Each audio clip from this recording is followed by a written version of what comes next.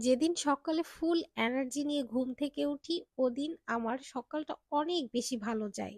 সকালের এই মিষ্টি রোদটা আমার মনে অনেক বেশি প্রশান্তি নিয়ে আসে। সকাল সকাল উঠেই আমি এক গ্লাস কুসুম গরম পানি খাই। এরপরই সকালের ব্রেকফাস্টের জন্য আজকে বসিয়ে দিলাম ভাত, সাথে সিম ভর্তা করব, এর জন্য ভাতের সাথেই সিদ্ধ করতে দিলাম। এর ফাঁকে আমি ডিমটা ভেজে নিচ্ছি। সকালে সিম্পল খাবারই আমার অনেক বেশি ভালো লাগে। ডিম ভাজি আর সাথে যে কোনো একটি ভর্তা হলে ভাত কিন্তু অনেক মজা করে খাওয়া যায়। সকালে ব্রেকফাস্ট করাটা কিন্তু অনেক বেশি প্রয়োজন। আপনি ব্রেকফাস্ট না করলে এটি ধীরে ধীরে আপনার শরীরে মারাত্মক ক্ষতি করবে।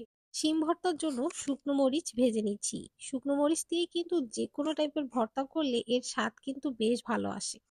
গ্রাম থেকে এই পাটা পুঁতাটা নিয়ে এসেছি শুধুমাত্র ভর্তা করার জন্য। আর এটাতে জানি না কেন ভর্তা করলে এর স্বাদ এত বেশি ভালো লাগে যে শুধু এই ভর্তা দিয়েই আপনি এক থাল ভাত শেষ করতে পারবেন।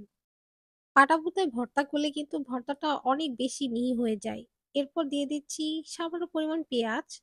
ধনেপাতা না দিলে ভর্তার স্বাদ যেন অপূর্ণই রয়ে যায়। তাই সামান্য পরিমাণ ধনেপাতা দিয়ে দিলাম।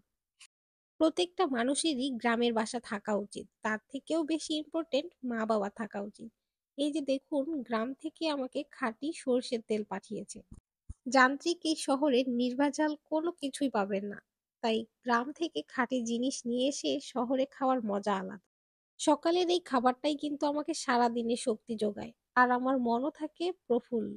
সকালের এই ভর্তা ভাত যেকোনো রিচ ফুডের থেকে হাজার গুণে ভালো। আপনারা সকালে কে কিরকম খাবার পছন্দ করেন অবশ্যই কমেন্ট করতে কিন্তু ভুলবেন না।